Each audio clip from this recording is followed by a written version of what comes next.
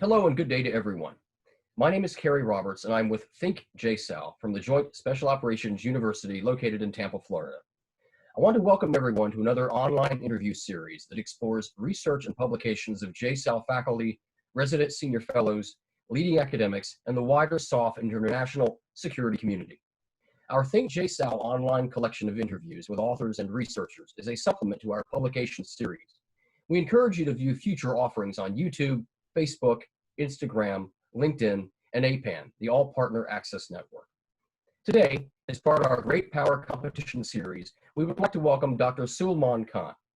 Dr. Khan is an associate professor of international history and Chinese foreign relations and teaches at the Fletcher School, Tufts University. He is the author of Haunted by Chaos, China's Grand Strategy from Mao Zedong to Xi Jinping, Harvard University Press, 2018, which was named a top book of 2018 by the American Interest and is listed on the U.S. SOCOM Commander's reading list, and he has also earned a PhD from Yale University. He has written for The Economist, Foreign Affairs, and The American, with research interest in Chinese foreign relations, international security, and international history. Dr. Khan, I want to thank you for joining me today. Thank you very much for having me, Kerry. It's a pleasure to be here. Great. Well, first off, provide a brief overview of the thesis of your book. And in particular, I'm really curious about why you chose the title Haunted by Chaos when addressing China. Thanks very much. So the thesis of the book is that if you look at Chinese policy from Mao Zedong to now, there is a consistent, if not completely consistent, but reasonably consistent grand strategy to the way China approaches the world. What do I mean by grand strategy? I mean the relationship of means to ends, using different categories of power to achieve national goals. That sounds kind of straightforward, but there's something more comprehensive about grand strategy than the way we do policy, for example. Russians are doing something in Ukraine. What do we do about it now? China's doing something in the South China Sea. What do we do about it now? Whereas with grand strategy, there's something more overarching. How do these different problems in the world relate to one another? And how, this is the step most people skip, do they relate to what we want in the world? And at that point, what do we do about it? And the argument of the book is that China has an overarching goal of securing the state, and military, diplomatic, and economic power are geared towards that. Now, securing the state sounds kind of simplistic, but then you think of some of the goals that have been ascribed to China. China wants to take over the world. China wants to displace the United States. And you begin to see it's not quite that simplistic after all. Simply securing the state is the main goal. Displacement of the US as a hegemon might happen, but it would be in service of that larger goal, not as a goal unto itself. The other reason to not take this idea of securing the state lightly is if you think about both Chinese history and Chinese geography. So the people we talk about in the book, Mao Zedong, Deng Xiaoping, Jiang Zemin, Hu Jintao, Xi Jinping, they all have an experience of a state that has been broken at different points. Mao, of course, had to cobble the state together from a bunch of basically balkanized warring statelets, if you would. There are memories of war period, like this is the Civil War period, yeah, the warlord era. There is a memory of the warlord era. There are stories of the Opium Wars that get told, and these resonate with people, much like stories of the Civil War, the Revolutionary War here resonate with us. They have a similar resonance. There's a memory of the Cultural Revolution when China literally tore itself apart. There's a memory of the Tiananmen Square protests and how those threatened to break the state down.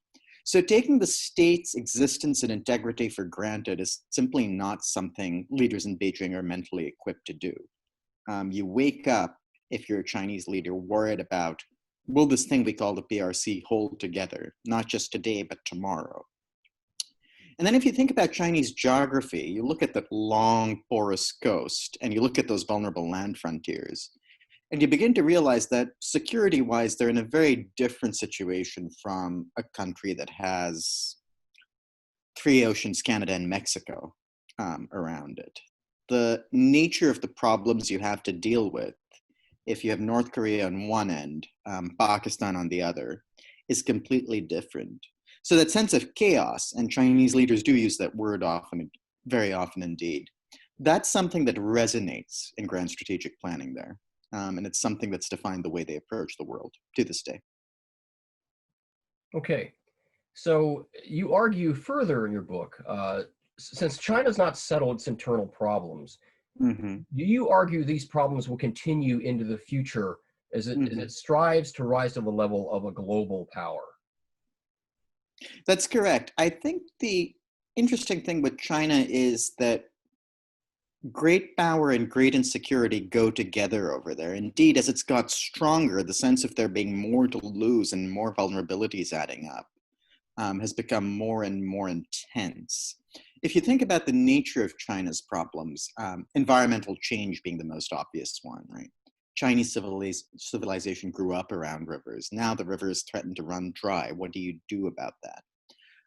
If you think about slowing economy and what that means for people right now, especially given that the economy is meant to be the foundation of military strength. If you think about corruption, these are things that aren't going anywhere. They are in some ways things that have got worse with great power. As you grow economically, you do environmental damage. As you grow economically, the risks of corruption go up.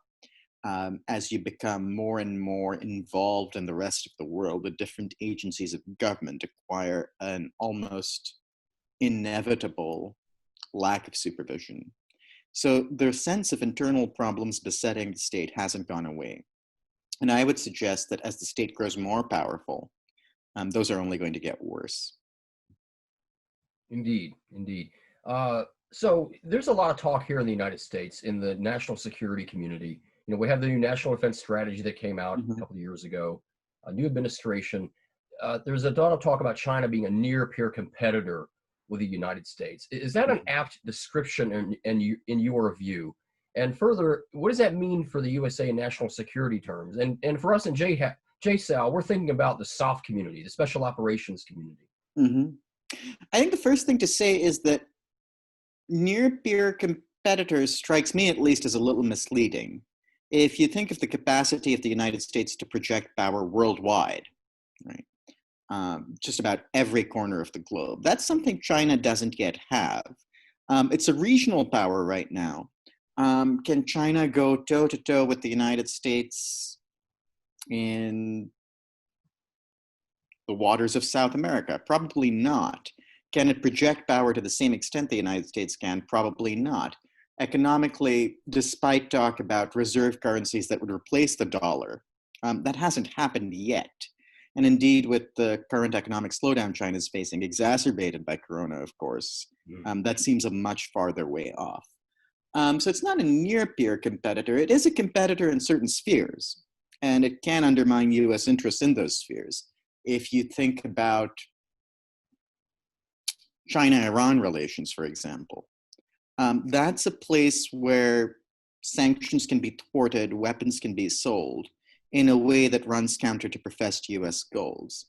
The question for the United States, I think, is, and this goes back to what we were saying about the definition of grand strategy, what is it that we want in the world? And that's a conversation that hasn't yet happened. Much of the discussion I see about China is China's power is growing. What do we do about it? It's an important conversation to have. But it's a conversation that, to my mind, can't be conducted constructively until you first have the conversation of what is it that we want in the world. In a way, what we saw with both the Trump administration and the debate running up to the 2016 election was an argument for retrenchment, right? Um, Maybe let the allies do more. Different tones of having that argument, but maybe let the allies do more. Maybe focus more on what's happening at home.